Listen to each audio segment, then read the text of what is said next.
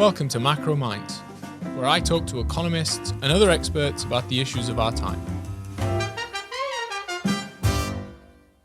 Hi, Sam. How are you? I'm great. How are you? Good morning. Good morning. Thank you. So today I'm joined by Sam Bowman. He's the founding editor of Works in Progress. Before that, he was at the International Center for Law and Economics at Fingleton and at the Adam Smith Institute. But you may, if you're a Sunday Times reader, have come across his latest report. He's a co-author.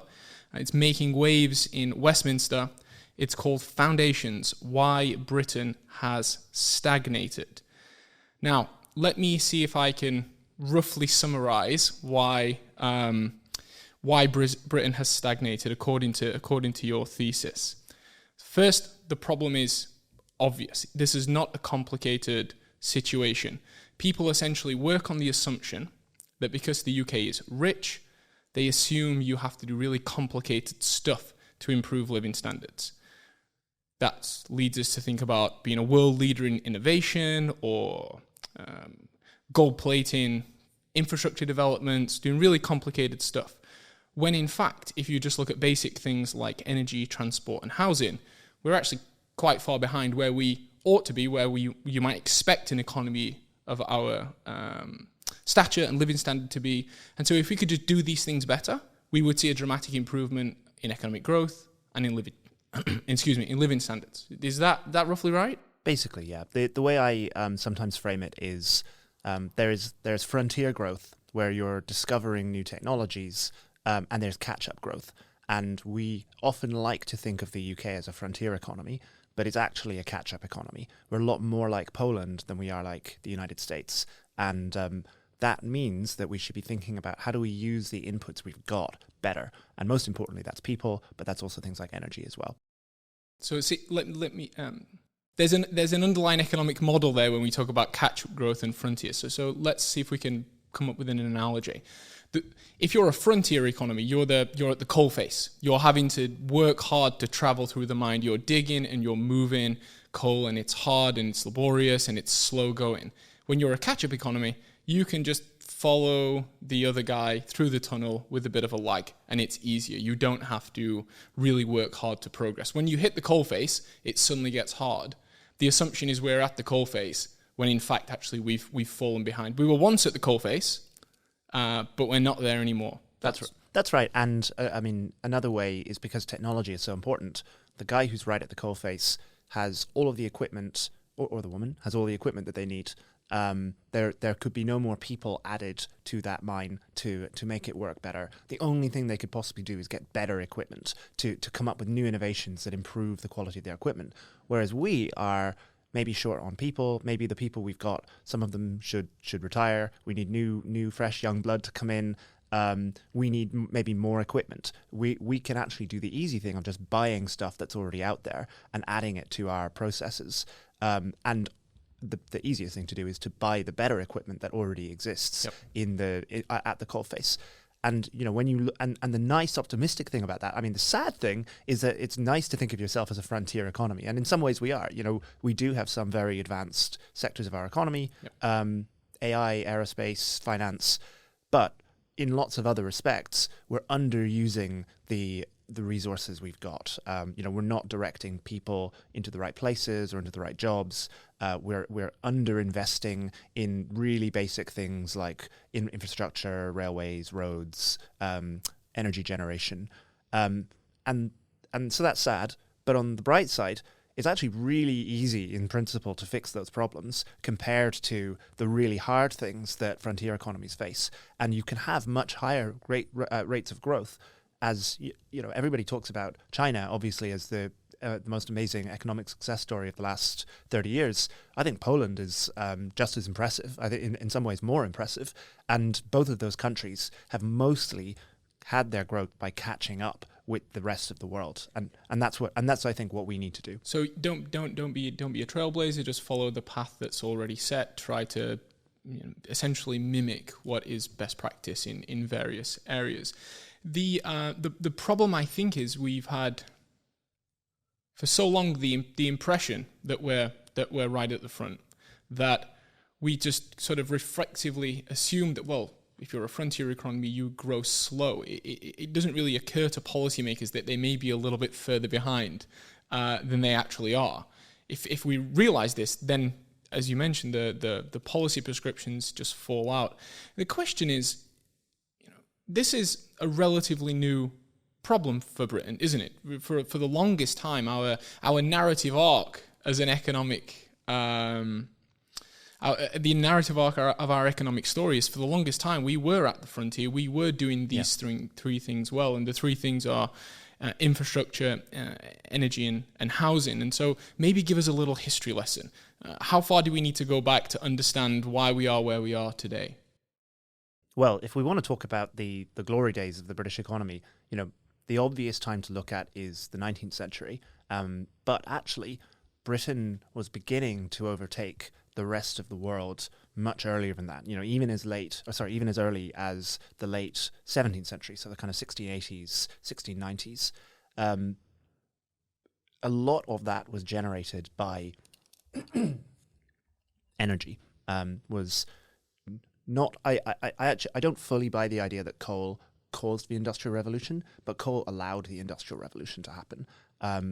Even 100 years before the period that we think of as being the height of the Industrial Revolution, Britain was producing more coal and producing more energy overall than any other economy in Europe, including ones much bigger like France.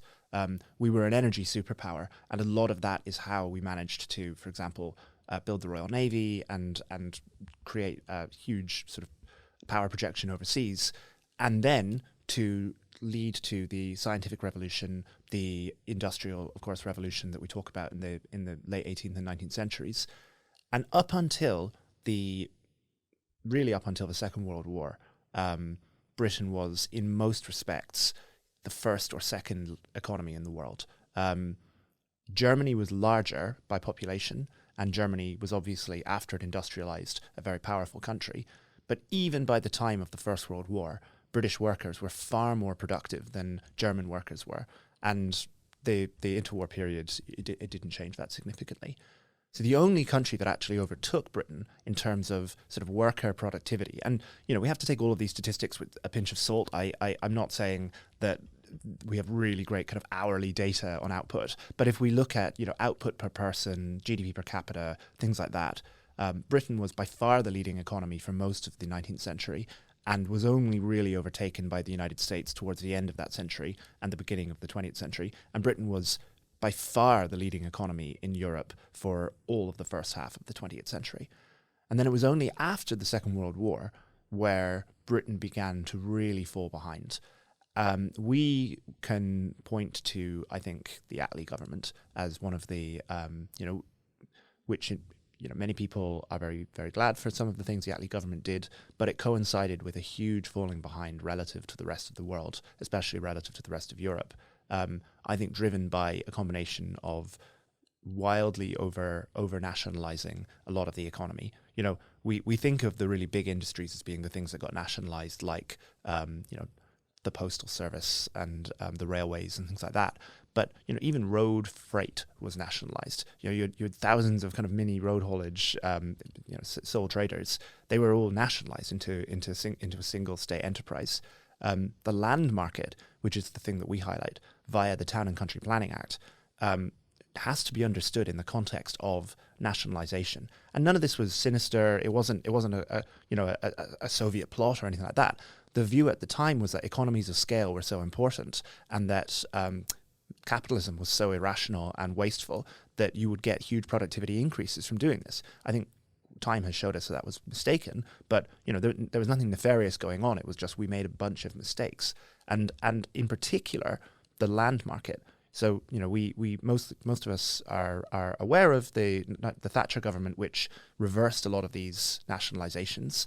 Obviously privatized a lot of British industry, took on the unions and things like that. What it didn't do was effectively denationalize the land market. And what we have been left with since 1947 is a set of rules that give local authorities almost unlimited power to prevent things from being built, but almost no incentive to allow them to be built. And that has left us with a situation where we build way too few homes. Even in periods after the Second World War where we built a lot of homes, they were really small. They were the smallest in Europe. The rest of Western Europe has seen house sizes grow and grow and grow in the post-war era, whereas the UK has not. And what we've been left with is very small homes that are not very well built, that are not in the right places, and that restricts people's ability to move to places where there are jobs. And when we look back to the Industrial Revolution, one of the key features of that was that towns and cities were able to grow massively, extremely quickly, by factors of 10 or 100 in less than 100 years, in response to new industries appearing in those places. And we're not allowing people to do that today. So we have some self-imposed supply side constraints. Essentially, it's a problem that started, well, the UK economic story changes direction almost suddenly in the 40s, where we are fairly lightly regulated. Business is allowed to grow as organically as one might expect in a sort of a modern economy for its time. And then we try to, in our efforts to reduce some of the inefficiencies that market economies had produced, what we do is we introduce more inefficiency. There's an unintended consequence of this policy. In your report, you provide lots of facts to ground these points. Yeah. What are the 3 killer facts that you would be using to explain this thesis? I think fact 1 is, so this isn't just housing. The problems we talk about, and it isn't just the Town and Country Planning Act. But one fact is the Lower Thames Crossing is a proposed tunnel between Kent and Essex under the Thames. It has not been built yet. There hasn't, in fact, been a decision made on whether it can be built yet. It's been in limbo for about 7 years now. The money spent on the planning application for the Lower Thames Crossing has come to about £300 million. And that is more money than Norway spent to build the world's longest road tunnel. So we're spending more on planning than other countries are on actually building the things that we're talking about. So that's one. The next fact I think is really important and I found very eye-opening was that since 2003, the industrial price of energy has more than doubled in real terms, in inflation-adjusted terms, I should say. And that's prior to the Ukraine war. All of our energy numbers are pre-Ukraine war. They're obviously much worse since the Ukraine war, but I think it's important to kind of take that as a very unusual shock. But even before the Ukraine war, we were in a terrible position. And I think the third fact, I mean, take your pick, but the one that I find pretty striking is if you take a piece of farmland in the southeast of the UK, a hectare, say, and you give it permission to have houses built on it, it will increase in value by about 180 times. And if, like me, you think in terms of prices and price signals as an indication of what you should be doing and where there is scarcity, this is a sign that there is enormous pent-up demand for housing in especially the southeast of the country, even more so in London, where actually the numbers are astonishing, that more than 1,400 times increase in land value, although there isn't that much farmland in London, so the data is a bit skewed. But I think these 3 facts show that we have a huge problem with barriers to infrastructure. We have a huge problem with energy scarcity, I would say, and we have a huge problem with demand for new housing not being met. And I think that the thing for our listeners to just appreciate here is that when we think of the UK's situation, we're not looking here at the UK in silo. It's not as if with this you have a couple of 100 years of exceptional growth and then things start to slow down. It's that other countries, similar countries, one might say, have overtaken the UK. So in each of these areas, infrastructure, energy, housing, it's easy to spot not just 1 or 2, but a handful of other countries, often European countries. France, for instance, you mention in your report on energy, that just do things much better than we do. Yeah. And if we were to just mimic what other countries do, we would produce benefits. We would see per capita GDP rise. We would be more prosperous.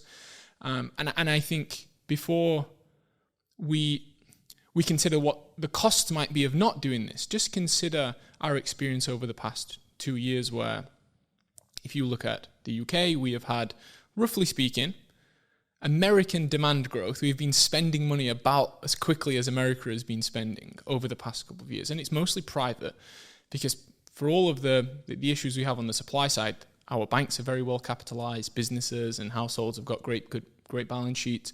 But we've had European supply problems. We've had this energy shock. The reason the economy has not grown is because we've not had the supply to meet demand. And the main problem has been on the energy side, whereas you just compare the UK to the US. The US is a net exporter of energy. When there's a shortage in Europe, it doesn't matter for the US. We're a net importer of energy. When there's less oil in the world, when there's less gas in the world, we simply can't grow. And recognizing that the world has changed, our economic model over the past 30 years was built on falling trade barriers, on financial liberalization, on an ease of importing essential commodities and energy. But one by one, these have fallen away. We've shifted towards financial repression, we've raised global trade barriers, we've left the EU, and suddenly we're in a much more multipolar world where geopolitical shocks produce supply shocks. And now suddenly we have to depend on ourselves, but we haven't been very good at doing that. And now it's the time to change direction. Totally. We throughout our piece, we try to put Britain in the international context, which really, really makes the problem stark. So, Hinkley Point C, which is the new nuclear reactor being built, the most expensive nuclear reactor ever built in the world anywhere. One of the arguments that we make about France in particular is that, the French economy gets a lot wrong. It's extremely highly taxed. It's actually quite amazing to see the tax wedge between how much an employer pays and how much an employee brings home, because there are so many employer-side taxes in France on the payroll side that don't come up when you look at just income taxes, which some people do. The gap is absolutely enormous between the UK and France. It's obviously very highly regulated. Retirement ages are very low. It's a very union-dominated economy. And yet, France is at least as well off as the UK. It's at least as rich as we are, despite all of these problems. And so one explanation is that these things don't actually matter. It's not a big deal to have an extremely heavily regulated economy and so on. The other option is they're getting something else right that we're not looking at and that we ignore. And, the French have much cheaper electricity costs than we do. Our costs are about 30 to 40% higher than theirs are. The French build far more homes. So for a country of roughly the same population size, they have 38 million homes. We have 30 million homes. The French build far, far more infrastructure at much lower prices. So HS2 is about 4 times more expensive than an equivalent line between Tours and Bordeaux in France. They do the basics really well in France, and it's by no means perfect. They have a lot of room for improvement as well. I'm sure anybody listening in France will probably have some terrible horror stories that they can point to as well. But over history, they have built things when we have not built things. They did a huge nuclear rollout in the 70s and 80s, while we really, understandably, turned to the North Sea and turned to oil and gas from the North Sea. It's not, again, it's very, very important for us. We're not saying that there was this really obvious thing that we should have done from a kind of strategic point of view. It's that other decisions that we didn't make have turned out to be the right decisions. And now we need to get our house in order so it's easy for us to correct for the mistakes we've made in the past. And the important point there is, and again, we in Britain have worked on, I think, for a long time, the assumption that shifting towards services is just a natural progression away from industrial and heavy industry. This is what happens when you become rich, you become services oriented, and you don't need to produce this stuff anymore. You can import it from abroad.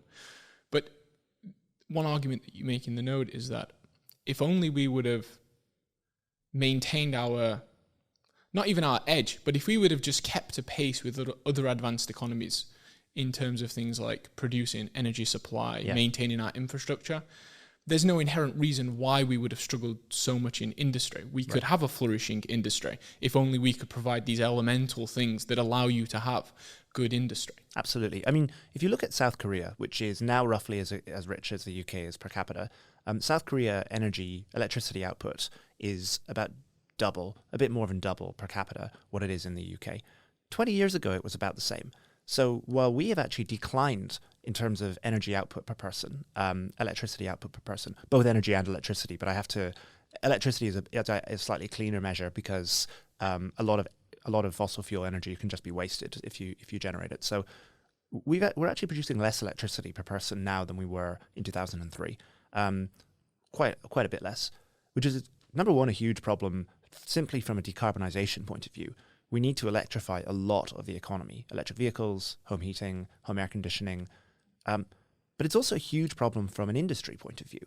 Industry, a lot of the kind of heavy industry and light industry that we might want here is very, very energy intensive and is very sensitive to the availability of electricity and other energy.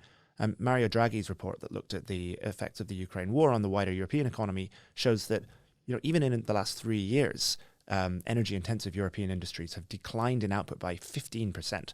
Huge. In 3 years, that's like the Great Depression for certain elements of... German chemicals is a perfect example. It's just been hit so hard because you just need the gas for the temperature in order to make the chemical reactions. Lignite just doesn't give you the energy output and the heat that you need.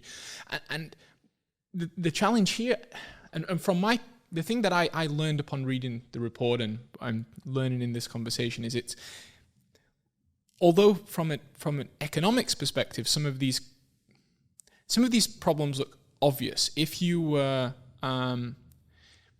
if you looked at all of this data and didn't know which country it was, the policy prescriptions would be obvious in a way. They would really, really be obvious. But it's because you're in the UK and we have this vision of our own economy and the way things are, that we often see these developments and then frame them, I think, sometimes in an overly favorable light. Let me give you another example here where we say it's almost a badge of honor that we're consuming less energy per unit of real GDP today than 20 years ago. And the data are incredible. We've become much more energy efficient. But on the one hand, you might say, well, this is a good thing if businesses themselves have driven energy efficiency and households have chosen to become more energy efficient to save on costs.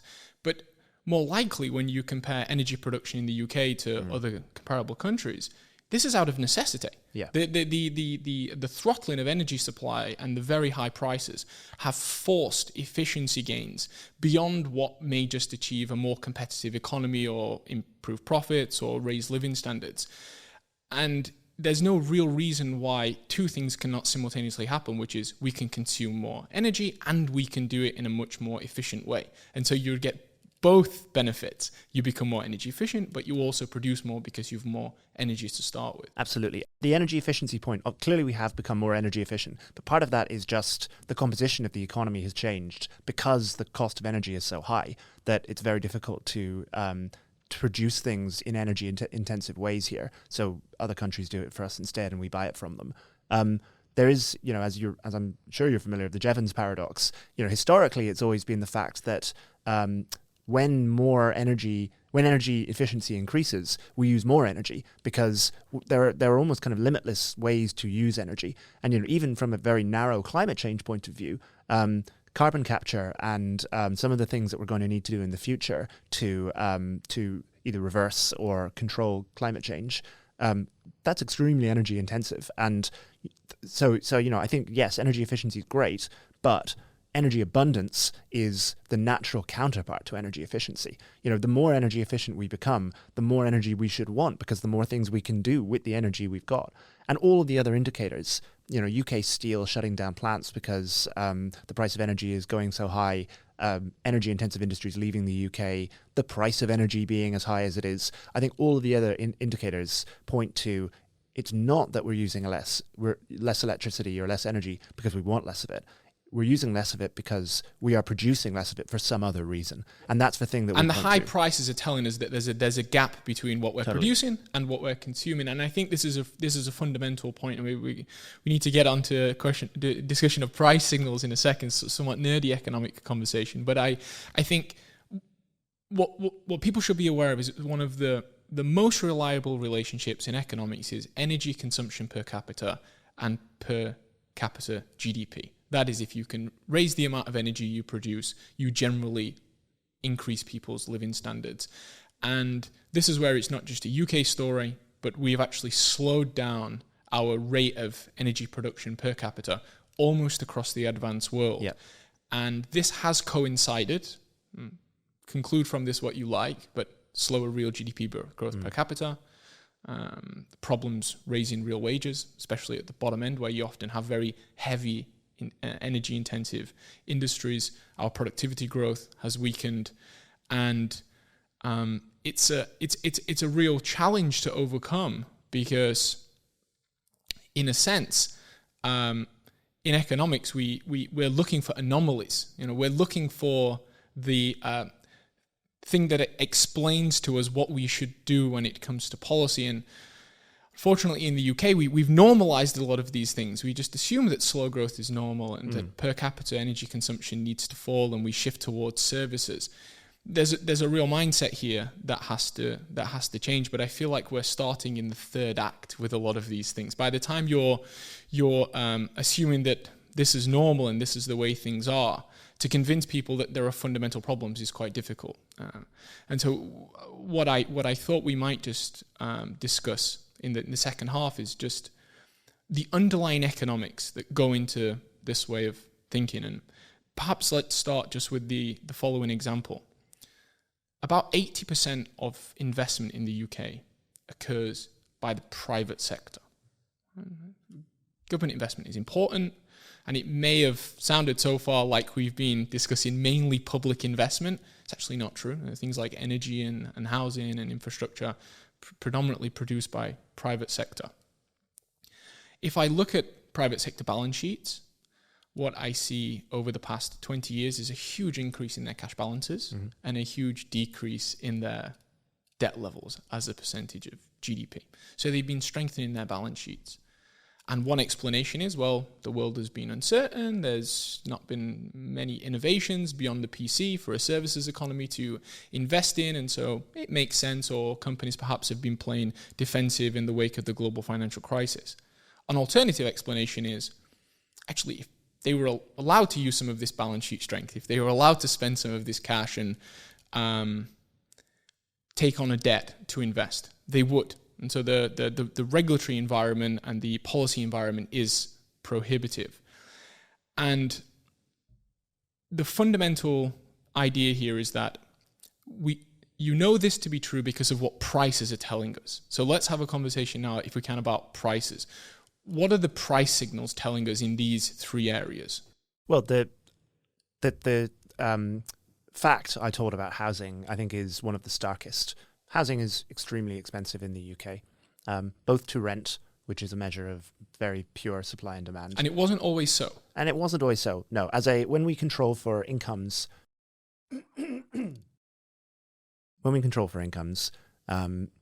cost of housing fell very, very steadily from the beginning of the 19th century to the pre-war period, so to around 1939. Then it rose. After the Second World War, it rose. It stayed roughly constant, fluctuating up and down, more driven by changes in incomes rather than anything to do with housing. And since around the 1980s, it's begun to increase, and it's rising and rising and rising. And we're kind of back to now where we were at the end of the 19th century. But that by itself doesn't tell us a huge amount, because it could be, for example, that the cost of labor is the big problem. It could be, some people blame materials shortages, and I'm sure all of those things are relevant, but we can look at the planning wedge. We can look at the price of planning, and it tells us that both a large part of the cost of any house in the UK is driven by the cost of the land that the house is sitting on, much more than half of the house. And also, we can find that the cost of the land is driven by the availability of planning permission to build. So what that is a sign of is that a large part, in fact, more than half of the cost of a house in London or in the southeast. Now, it's different when we get into other parts of the country where I don't think housing shortages are a major problem. There are other problems in other parts of the country. But what that tells us in London and the southeast is that the planning system is creating a huge barrier to supply, and demand, which is trying to chase jobs and trying to chase incomes, is driving up the price for that reason. So I think that's one way of using prices to understand kind of where there is demand for housing.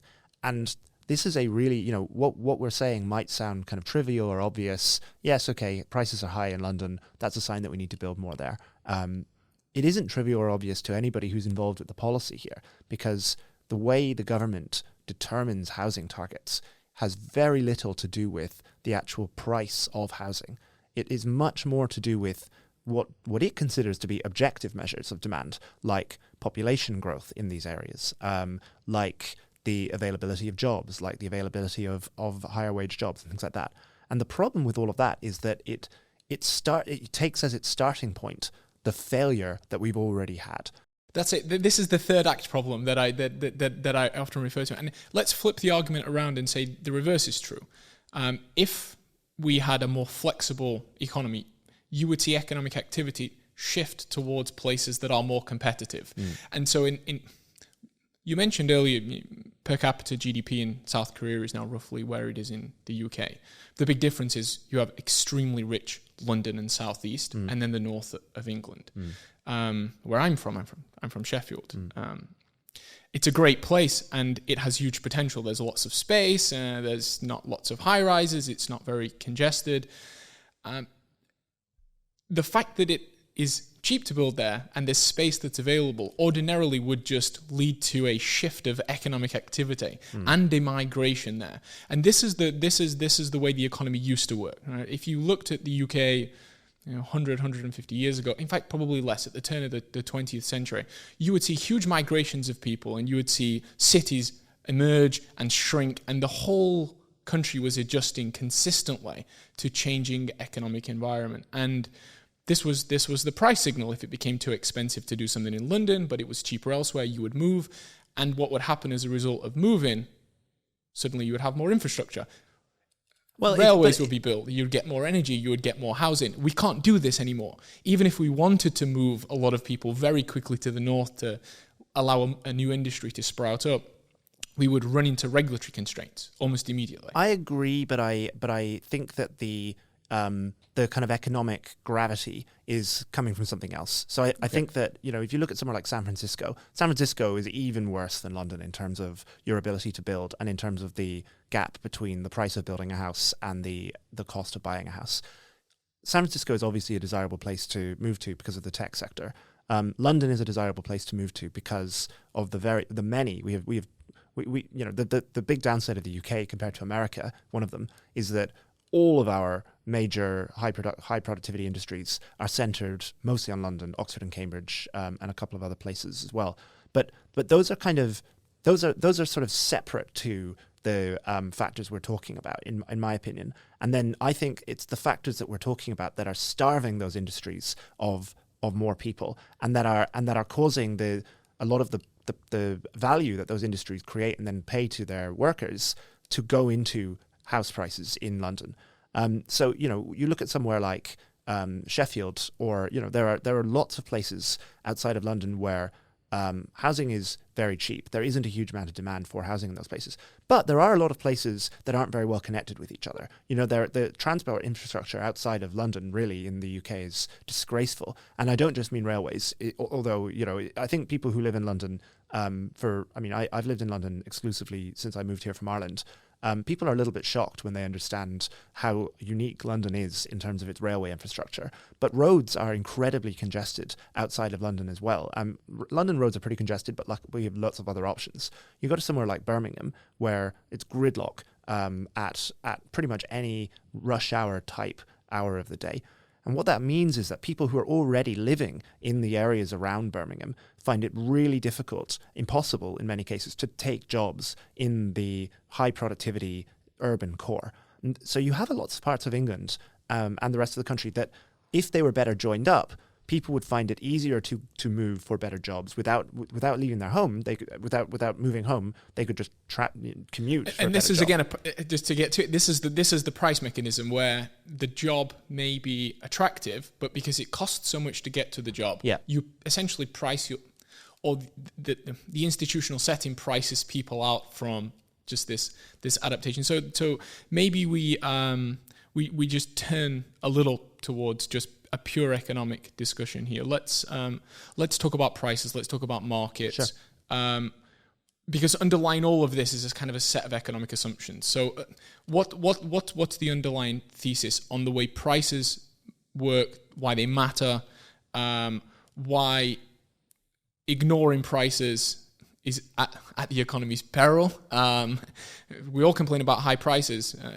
What we would like is to be able to adapt to those high prices, and the challenge is here that we're not adapting quite the way we should. But underlying this is some somewhat complicated economics. So can you explain this to us, please? Well, I'll try. Alex Tabarrok and Tyler Cowen, two US economists who I like, have a line that a price is a signal wrapped in an incentive.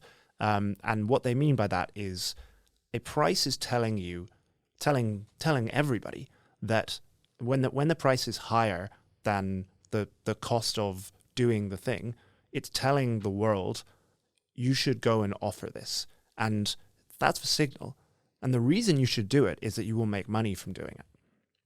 So, staying economic, but just using the example of housing, if you can see that the cost of building a house is, let's say, £100,000, but the cost of selling the house, the price of selling the house is £200,000, that's a really strong signal that there is a shortage of housing in that area, an incentive to provide the housing, incentive to build it. And when you see those gaps between the price of buying it and the price of producing it, and when they persist over a long period, that's an indication that there is something stopping the market, the world, the various entrepreneurs of the world from closing the gap. And this is a real point. When we try to understand what's happening, we often reason from price changes. We see a price change and we say, what's the consequence of the price change? When we see prices change, we should be asking why the price is changing in the first place. And this is where we have this. We have to start drawing out what the key issue is. Is it a temporary factor due to lack of demand or a supply shock? Is this something structural and permanent? Then the other thing, just to emphasize, I think, is that the biggest share of Western economies is the market sector, and the market sector relies on price signals. This is really fundamental. We're not so much an economic system. We don't have a private economic system. We have a private adaptation. The public sector is a system. It has a designer. Someone is sitting there and deciding where to allocate capital and cash and labor. In the private sector, it's an adaptation. It's individuals reacting to prices, their own self-interests. It's very haphazard. It appears random, but it works. This is the key point. We know that it works. It's imperfect, but it works. And when these price signals give us an indication to do something and we can't do it, that adaptive mechanism becomes impaired. And this is the real challenge. The high energy prices over the last 2 years, have been a signal to produce more energy. Yeah. Really, that's the fundamental point. When house prices go up, that's a signal to produce more housing. When train tickets go up, it's a signal to produce more railway. At a really fundamental sense, this is the essential problem. And when prices are rising year over year over year relative to incomes, something is happening in the guts of the economy that is not allowing this supply adjustment. And we have suffered a worse case of this than other advanced economies. And if we could undo some of these obstacles, we would see these price signals work. We would see what is actually, for the most part, a perfectly healthy private sector react to these price signals. You would see more supply, you would see more investment, but most importantly, on the consumer side, you would see living standards increase. I think this point about reasoning from a price change is really important. And it's why you need to do this kind of two-level analysis where, yes, the price of energy has risen. That could be because there's suddenly much more demand for energy, and it takes time to build the new supply. So data centers are in the US and Ireland and in the UK to a much lesser extent, unfortunately, right now, a very, very, very important piece of infrastructure that is creating gigantic new demand for energy. And what we see when we look at the US especially is that it will take time to produce the energy that these data centers require. Microsoft has just announced that it's going to reopen 3 Mile Island. There is a lot being done to try to supply these data centers with the energy that they need.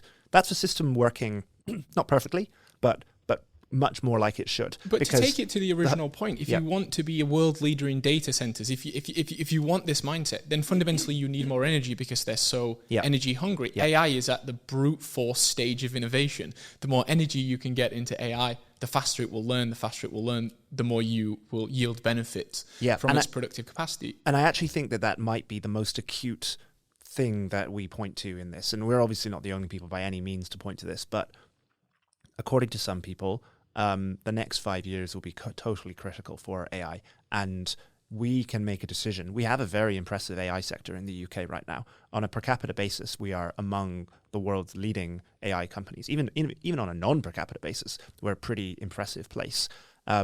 However, the infrastructure, the kind of raw materials of compute and electricity that AI will require in the next few years, we just do not have, and we'll inhibit the diffusion of this technology. Preventing, and I actually think there's a potential for us getting this right. I think that one of the big problems with all the other things we talk about is that they're really slow burn problems. That kind of we've gotten used to these, to housing being expensive and energy being in short supply. The data centers are a very new challenge, and it's possible that this becomes a kind of crisis that focuses people's minds and in a narrow way says, okay, we're going to solve this data center problem. This is a strategic imperative. If not, we will probably end up sitting here in 5 years' time and saying, wow, the price of compute in the UK is really high because we have to buy it from the US or buy it from Ireland or whatever, and we have to pay for the infrastructure costs of doing that. But I think that, I am somewhat optimistic about our ability to solve new and urgent challenges, because we're a great, impressive country. That's right. The fundamentals are absolutely there. The fundamentals are so strong for the UK. We've just gotten used to things not working in these ways. We get the first stage of innovation, which is coming up with the idea. Absolutely right. It's a place where you can think freely. We have good institutions. Our patent law is great. Our institutions are almost uniquely uncorruptible. It's the diffusion phase where people actually benefit from the innovation that we struggle in, and we're held back because of these essential issues. I think just to start closing things off, one comment from my side would be, I think I would probably throw financial services into one of these essential ingredients. Our growth in financial services has stalled since the global financial crisis. Partly that was just a necessary policy adjustment. We need to recapitalize the banking sector. We needed to have more sensible regulation that include things like consumer protection. All of this stuff is important. But the role of the financial services sector is almost entirely price discovery. Yep. That's what we're doing. We're trying to set prices to help make capital markets as efficient as possible. And I've long thought that the more advanced economies become and the more complicated they become, the more you need a sector just allocated to price discovery. And so it stands to reason that the share of financial services may actually need to grow as economies become more complicated. And again, the UK stands out here. When you look at the US or Canada or even parts of Europe, you see that financial services has grown as a share of GDP since the global financial crisis, and they've had better productivity growth than we have, whereas it's stalled in the UK, and we've also had this productivity problem. And I'm not saying that this is the entire explanation, but when you start to break down some of the underlying factors, I think it's almost obvious if you work in finance that it plays a role, since most risk-taking requires some degree of borrowing, some degree of analysis of price signals, of investment returns. And when that's just not working well, you don't get the risk taking that generates innovation. There was a piece in an earlier draft that made very similar points to this about the financial sector that ended up on the cutting room floor, and we will publish it at some point. Partly because we wanted to get it out, and partly because we kind of thought there are only so many arguments and points that we want to try to make here. But I think it's absolutely essential for people to understand that any business, any sector of the economy is essentially a theory about the way the world ought to be and the way you can make it that way. But there are a million great theories of the world. The really difficult part is choosing which ones are actually true. And the financial sector's job is to have skin in the game, to choose and to try to find the theories about the world. As you say, price discovery. But the price discovery is another way of thinking about. You're trying to decide, okay, I've got a theory that the world in 5 years is going to need loads of data centers. That might be right, that might be wrong. There needs to be somebody who can decide or make a judgment and make a gamble and anticipate the loss and the profit before it happens. I fully agree. And I think, the things we should just emphasize when discussing markets. I think our listeners may get the impression it's kind of there's almost like a free market anarchistic approach. It's not that's not the point. It's about properly regulated competitive markets, which we long had, that worked for us, and we've moved away. And so it's there's a shift back that can happen, and then very quickly things can start to get better. On the politics of this, one of the reasons we called it Foundations is that I think that a lot of what we talk about in this is fundamental regardless of where you are on the political spectrum. Whether you think the state should be leading this, whether you think there should be a free market approach to this, whether you think it should be somewhere in the middle, you want an industrial policy, you need to have low energy prices. You need to have people able to move where they need to move. The state faces, the Lower Thames Crossing, which we talked about right at the beginning, that's a state project. That faces all of the same planning problems that the private sector does. So regardless of where we want to draw the line. And I have my own opinions, and I very much respect people who have different opinions, but we need to get these basics right, and then we can start to think about the next layer on top. That's right, and the advantage of a mixed economy in a complicated world is you can do lots of these things really, really well, as parts of Europe like France show. The other thing, which is, again, I think it's a point that's just worth mentioning, is when and this happens across the whole political spectrum. It happens in the US. Governments repeatedly say they're pro-business. That's actually not the mindset. It's pro-consumer. Pro-business means barriers to entry. It means complicated regulations. It means subsidies.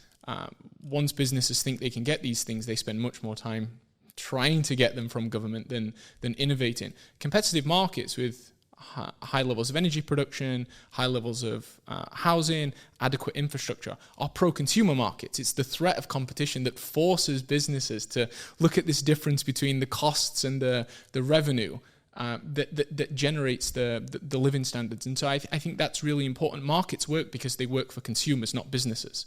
When businesses are too happy with governments and policymakers, that's usually a bad sign for consumers. And so I think the underlying ethic, if there is one, is that if we can start to orient our economy in a way where businesses can react to price signals, yes, of course, in the first instance, it comes to the benefit of businesses because they can start seeking the profit motive a bit better. But the result is that consumers benefit. And the product of the policy mistakes is living standards have stagnated ultimately, and per capita GDP has stagnated, and it's about solving those problems. Where can people find you, Sam, if they want to hear more? Either on Twitter, S8MB is my Twitter handle, or worksinprogress.co, which is the magazine that I run that has been the sort of origin of a lot of the ideas that we try to bring together in the paper. Any final comments that you would like Final to comment make? is I'm really optimistic for the UK. I think we get the hard things right, the rule of law, our love of innovation, our love of debate and dissent. Those are the things that no government can legislate to have, and every government that doesn't have them wishes it had. Every people that doesn't easily have those wishes it had. We get the easy things wrong, making it be possible to build, making energy affordable by having more energy supply. All those things are really easy to fix, and I think we probably will. Yeah, I think we will too. And I think when we start to see progress, expectations about the future will improve. And even though housing projects and infrastructure projects can take some time, immediately once things start to change at the level of policy making and making rules, we should set to see benefits. And well, that should probably be visible in financial markets first, partly because we factor in expectations for the future. So watch this space, and thank you so much for joining me this morning. Thanks for having me.